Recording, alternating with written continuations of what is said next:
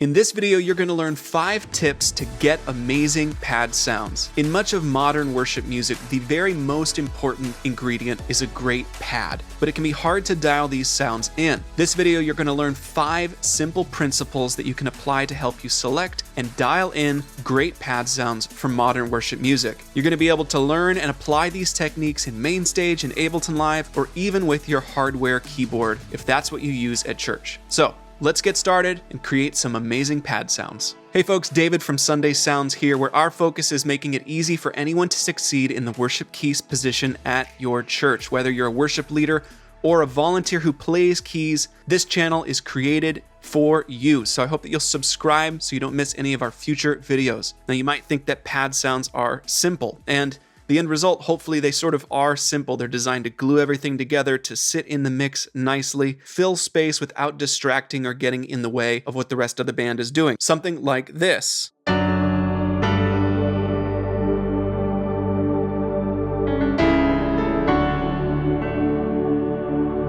Piano's out in front of the mix, but the pad is holding everything together.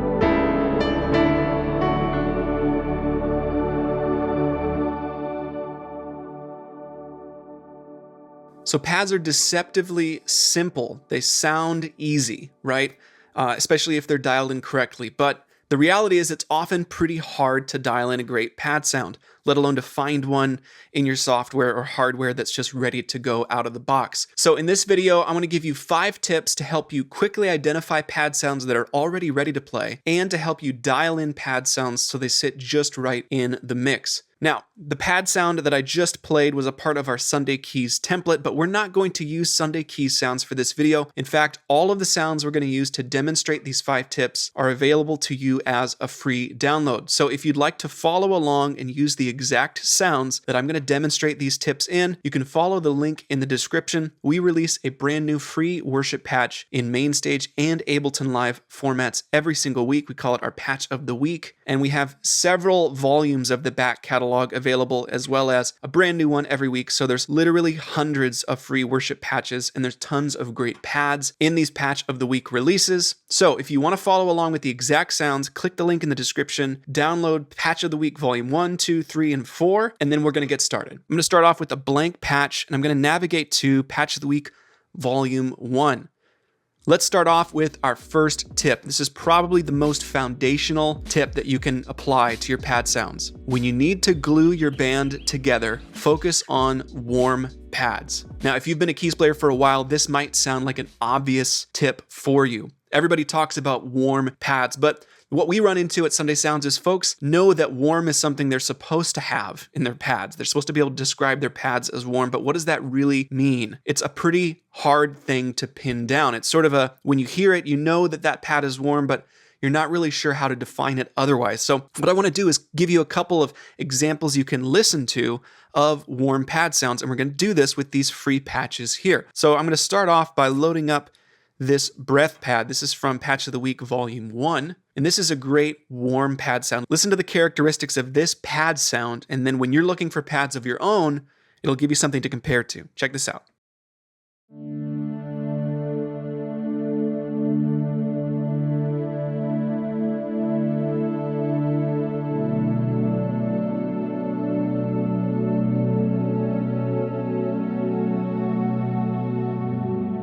So this is a classic warm pad sound, and warmth really lives in the EQ and the particular frequencies that the sound takes up. So I'm going to open up this EQ so you can get a visual for where the sound is filling space, and maybe more importantly, where it is not.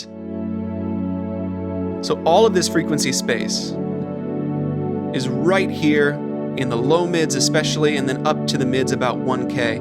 Notice how little upper frequency content there is, and that the EQ is specifically cutting all of the low end. And that's what warm pads do so well. That's why they sit in the mix and glue together the sound of the band. Because you've got your acoustic guitars, your electric guitars living up here in the frequency spectrum. You've got your bass, your kick drum down here. You've got the snare hitting around here with the sizzle up top. Hi-hats up here, cymbals are all over the place. And the pad is just right here, filling out the low mids, bringing that warmth, bringing that glue. So when you're looking for a warm pad sound, pay attention to the frequencies that the pad is taking up. You can specifically carve out some frequencies to make sure that this space is highlighted, and you can also choose presets or create sounds from raw waveforms yourself in a synthesizer to specifically accent these frequencies that translate as warmth in the mix. Let me give you another example. I'm going to go to volume 2 and choose multi-purpose pad. Let's listen to this.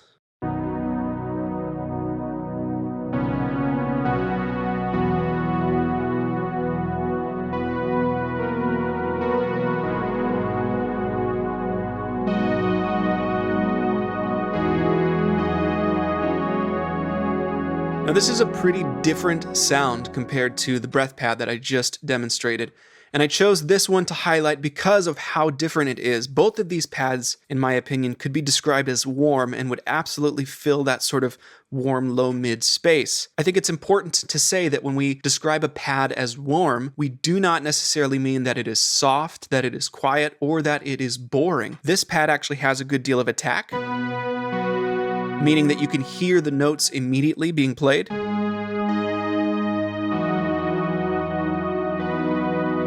And there's a little bit of brightness, a little bit of immediate noticeability in the higher end as the note is pressed, but then it sort of sustains in this warm place as the note is held out.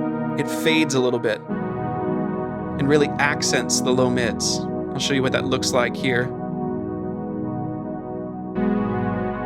You can see that these frequencies here in the mid-range and the low mid-range are still the defining frequencies of this pad sound.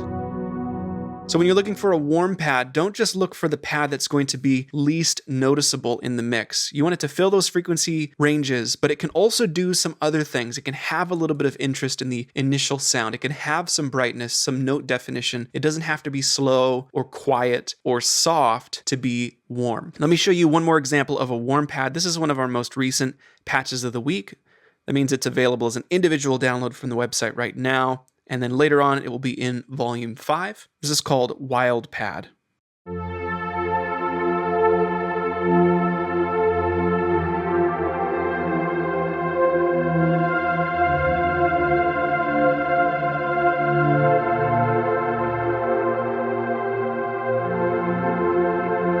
This one has a little bit more of a shimmery characteristic.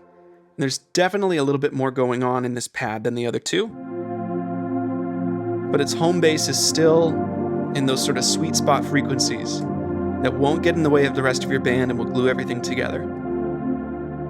All right, let's move on to tip number 2. To create great pad sounds for modern worship music, you should be able to adjust the brightness dynamically during your performance. We recommend doing this via the mod wheel or via a MIDI control on your keyboard if possible. It's so important to be able to follow the band or even to take the band places dynamically, and your pad sounds should be able to do this. And this is a really common technique across a lot of modern worship music that's produced in the studio or live. So the songs, the albums that you're playing songs from are using this technique. So if your pads aren't able to do this dynamic shift, you're going to have a hard time matching the dynamics and the intensity of a lot of these songs. So let me demonstrate what this sounds like in real time. I'm going to go back to these first 2 patches I showed you. These are both warm pad sounds. Now I'm going to move up my mod wheel, which is a control on my keyboard here, and you'll see in MainStage it's represented right here. As I move that up, higher frequency content is introduced. That's because there's a filter inside of the synth that's been programmed to open up, allowing more high frequency content through when the mod wheel is moved up. And I can move this back down. And it's totally possible, whether you're using MainStage, Ableton Live, or a hardware keyboard, to grab the brightness of a sound. Typically it's going to be called a low pass filter or a high cut filter, or even just an EQ of some sort. You're going to be able to map that to the brightness so that can be adjusted up or down. So again, this is a warm pad to start, but as the band builds in intensity, I can go there and add that high frequency content. So let me open up the EQ and show you what's happening as the mod wheel is moved here.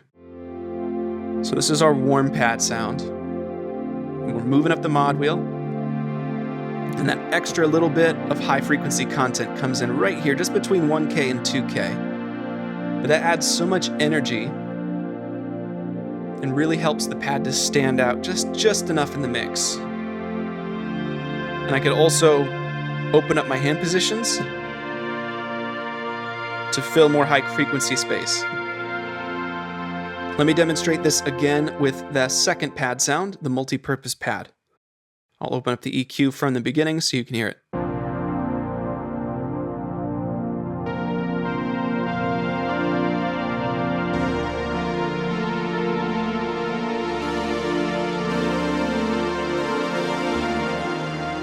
Look at how much brightness is introduced as I move the mod wheel up there.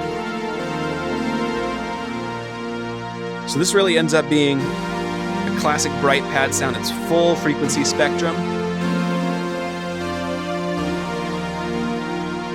Then we can bring the mod wheel back down.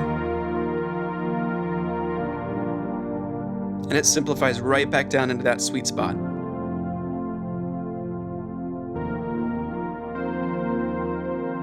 Having the ability to add extra energy in the frequency spectrum with your pad sounds is a really important technique to be able to bring to your worship band.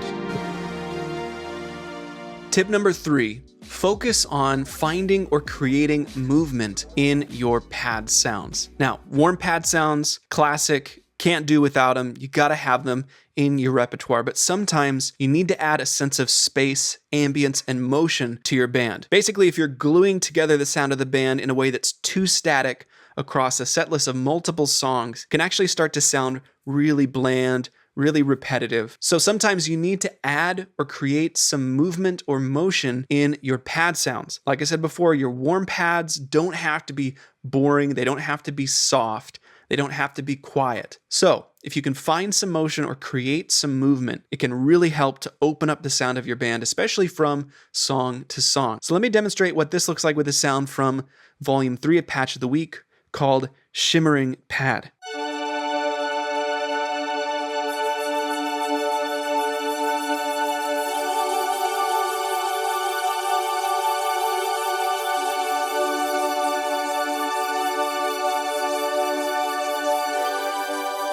Not only does this pad sound contain a lot of brightness, but it also contains a lot of motion, a sense of movement. There's actually a specific sound design technique we've implemented here. There's an arpeggiator running into the synthesizer, and then everything is washed out with a ton of reverb. So notes are being re-triggered, but because of the amount of reverb on the signal, it's all sort of washed out and blending together. This adds not just a sense of motion, but some tension musically that really leaves some space for the rest of the band, but also creates a specific atmosphere. So let me actually show you how this works. We're going to layer this sound together with that first pad sound because I want you to hear the difference it makes to bring these two together.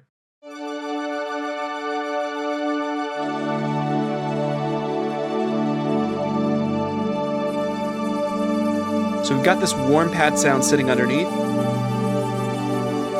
and the shimmering pad sitting on top, adding some extra energy, some extra motion. And you could bring that pad characteristic in or out at the right moments. You wouldn't necessarily want to use a pad with this much movement or motion throughout an entire set list, but you might specifically add it during a breakdown for a bridge or the intro of a song that's going to really build up dynamically. Having the ability to add some movement and a sense of motion to the mix from your pad sounds is an awesome technique. Tip number 4 is adjust the ADSR in your pads to change how they feel and sit in the mix. Now, if you're not familiar with ADSR, those letters stand for attack, decay, sustain level, and release. These are parameters inside of any modern synthesizer that go a long way towards shaping the feel of your pad sound. So if that sounds like another language to you, don't worry, we're going to break it down right now. Let's go to volume 4 of our patch of the week, and I'm going to load in this patch called Empire Pad. And I'm going to turn off the reverb for now, just so you can hear a dry representation of how this synthesizer sounds. Now we're inside of MainStage in the ES2 plugin specifically, which is what's creating the audio for this pad sound, but you're going to find an ADSR or amp envelope in every synthesizer you're going to open, whether it's in MainStage, Ableton Live,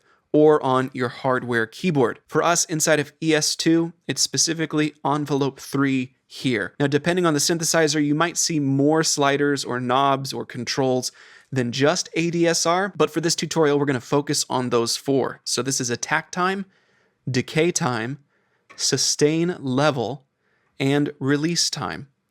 So the attack time dictates how long it takes for the sound to fade in and reach its full volume. So if we bring the attack time all the way down, then we hear it immediately. If we bring it all the way up, then it's going to fade in over a long period of time. And if we go somewhere in the middle, then we don't get that strong attack, but the pad is still pretty responsive. So this is the very first stage of the envelope. The last stage is called release, and it's the same concept but in reverse. How long does it take the sound to fade out after the note has been released? So with a release time of 0, I'm holding the note, and then when I let it go, it immediately stops. If I bring it all the way up to 10 seconds, I'm holding the note. When I release it, it's going to fade out very slowly and subtly over a period of time. So these 2 controls honestly might be the most important for you if you're new to adjusting the amp envelope in your synthesizer. Start by spending some time with the attack and the release, because these 2 controls and the way they work together or against each other can really shape your pad sounds. For example, the attack time and the release time being set to similar values between maybe 1 or 2 seconds can allow you to emulate the feel of strings.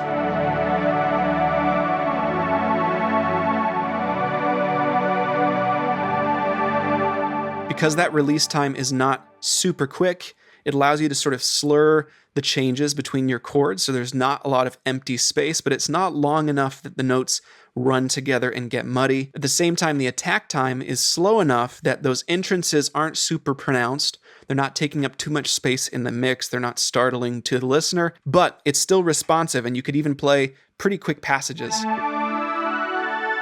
And that synth is still able to keep up. Contrasting that, if we went to a really long attack time and I tried to play a quicker phrase, the synthesizer wouldn't even be able to keep up. The other end of the spectrum, if the attack time is super short, all of a sudden it sounds more like a lead sound than a pad. So the attack and release times being dialed in or not dialed in is a really quick way that you can identify whether a pad sound is already dialed in for your mix, or if you need to make some adjustments to help it be more playable and do what you need it to do. Then we have decay time and sustain level. Now these 2 controllers are linked.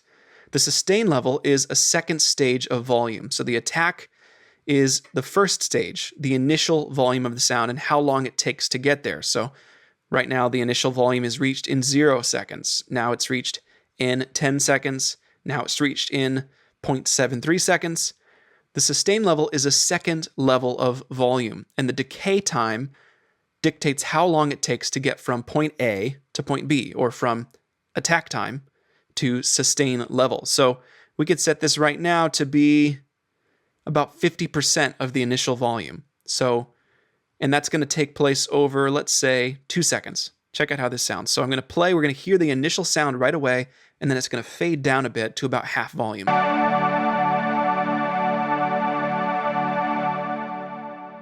We're going to bring this down even more so you can really hear the difference.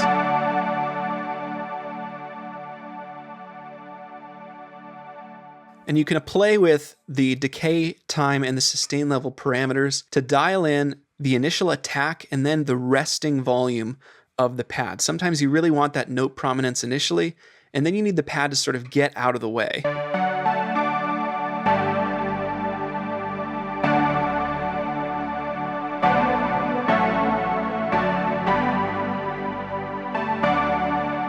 So when you like the overall characteristic of a pad sound, but it's just not translating as you play it, going into the amp envelope and adjusting the ADSR values can make all the difference in dialing in that pad sound. Remember, it's not just how the pad sounds, but it's how the pad plays that is really important to your success using pads for your worship band. The last tip is where it all comes together. Layer pads for a wider and more spacious sound. You might think, okay, I've got one warm pad dialed in, or I've got a pad with some movement, or a pad with brightness as I adjust the mod wheel or another control. I am ready to go. Sometimes, depending on the context of your band or the songs you're playing, you're right, you just need one pad sound and you are ready to go. But more often than not, if you're playing modern worship music, the songs that you're covering might use 2, 3, 4, 5, 6 different unique pad or ambient sounds throughout the arrangement. One of the simplest things you can do to add a little bit of extra production value to your sounds so they fill more space, sound closer to the songs that you're covering, and really enhance the sound of your band overall is to layer a couple of pad sounds together. So let's go ahead and do this right now. We're going to go back to this shimmering pad. I already showed you this just a minute ago in the video. And then we're going to grab this time the multi-purpose pad from volume 2, and we're going to layer these two together. I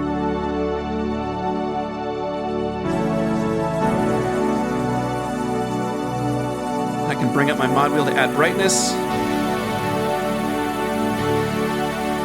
And this is awesome for a big bridge or a final chorus. I can bring this back down. Simplify my playing, and I'm right back at the verse. And each of these pads is doing something really unique in the mix. Here's just the shimmering pad. And here's just the multi-purpose pad. Both great pad sounds on their own, doing something really distinct from each other. And we bring them together, and it's just totally awesome.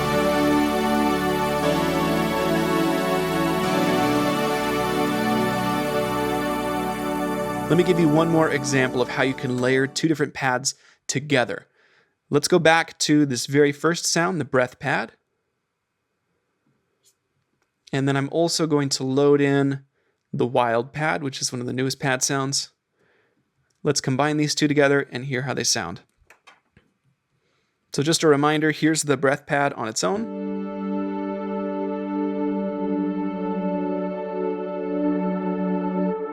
And here's the wild pad.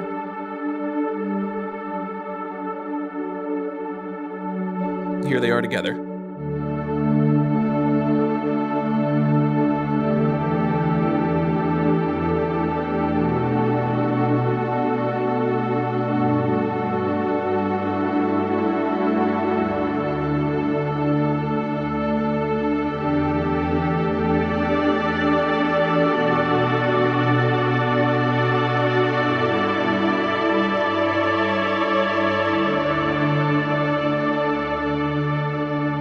So if you're new to trying to create great worship pad sounds for your church, it doesn't have to be complicated. These 5 tips can serve as a guide to help you evaluate presets in your controller and your software, or as you design sounds from scratch.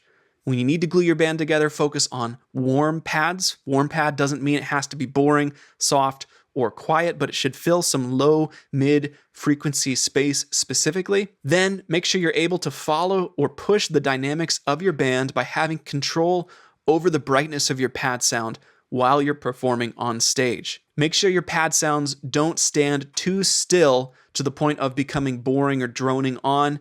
Find ways to add some movement or motion to your pad sounds. Remember that it's not just how the pad sounds, but also how it feels and responds to your playing. One of the simplest ways you can adjust that and dial it in is by opening the plugin or your hardware keyboard and adjusting the ADSR values. And then lastly, remember that almost all of the songs your band is covering include more than one pad sound layered in the mix. So once you start identifying great worship pad presets, you can layer them together to more closely emulate the bands that your church is covering. Now, again, we've used all free patches for this video, so there's a link in the description where you can download over 200 free worship patches right now. If you are ready to take your keys rig to the next level, we'll also include a link in the description to our Sunday Keys template, which is an all-in-one, done-for-you worship keys rig available for MainStage and Ableton Live. If you need a simple solution to bring amazing worship key sounds to the mix, Sunday Keys is the answer. So we'll put a link in the description if you'd like to learn more about that. If you found this video helpful, consider giving it a thumbs up, leave a comment letting us know what your takeaways were, or if you have a question, we'd be happy to talk about that as well. Thanks for watching this video. Have a great day.